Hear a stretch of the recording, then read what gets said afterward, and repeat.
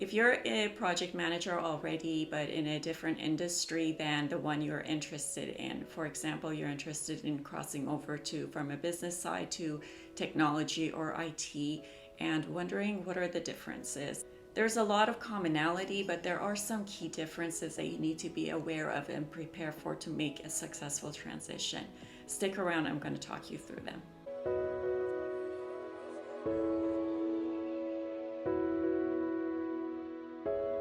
Hi everyone, I'm Sudhi Barami and I'm a PMP, Project Management Professional Certified, and here to answer all your project management related questions and challenges.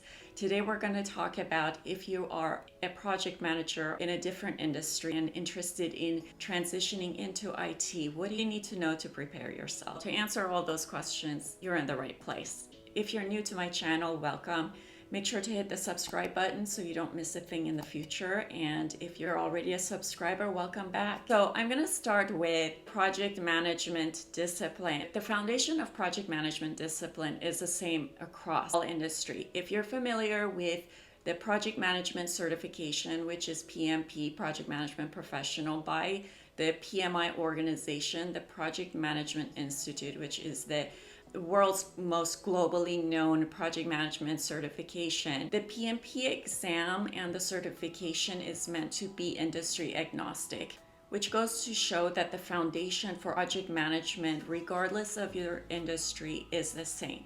At a high level, you're following the same processes. Every project should go through initiation, planning, execution, monitoring and control, and closing. Every project manager, regardless of the type of project you have, is responsible for managing their team and resources, budget management, scheduling, stakeholder management, communication, most importantly. So those disciplines are the same across any type of project or industry, no matter what. But where the differences are, if you're transitioning from different industries such as construction or a nonprofit government organization or business type of project into technology, it's the outcome of the project, the product or service that the project is designed to deliver. An IT project or technology project is going to be a technological product or service. And to arrive at that product or service, the process of building that or delivering that is different from one industry to another, while the project management discipline that applies to it may not be different. And the third difference is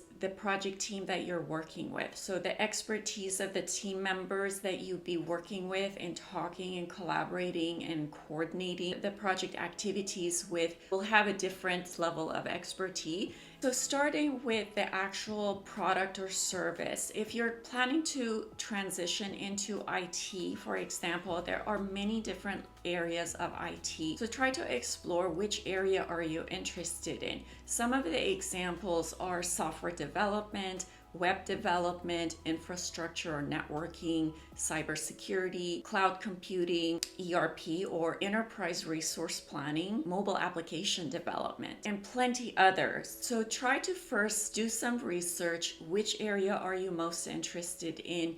And start studying about that. Read books, read blogs, attend some workshops and seminars, read some articles, and make yourself familiar with that area to see what their products are, what are they typically delivering as a project. Once you have a good understanding, it's also great to network with people in that industry, or if within your own organization, if that department exists, talk to people who work there and try to learn and understand what type of projects do they do, what processes do they typically follow. That brings us to number 2, which is the process that they follow to deliver a product or service. You'll need to understand what life cycle does it follow. Each product or service might have its own type of life cycle that needs to be followed to be developed and deliver as a project. For example, if you're interested in software development has its own life cycle, or SDLC, that follows a typical pattern that's repeatable from project to project.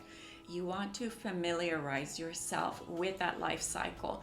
For software development, you'll learn about analysis and requirements gathering, design, development and build, testing and your production go live and the support that follows. So once you identify the area of technology that you're interested in, become familiar with that, learn about the process that they need to follow to get there. Thirdly, the project team that you're going to be working with is going to be highly technical in that area. What's common from industry to industry when you're working with your project team is that you take the final goal of a project and you work with the team to break that down into tasks and activities and determine who needs to do what tasks have dependency on another, when do each of the tasks need to be delivered, so you can come up with your scheduling and make sure to keep the team on track and manage the risks and issues to meet a certain timeline and deliverable. So that is pretty common across all industries.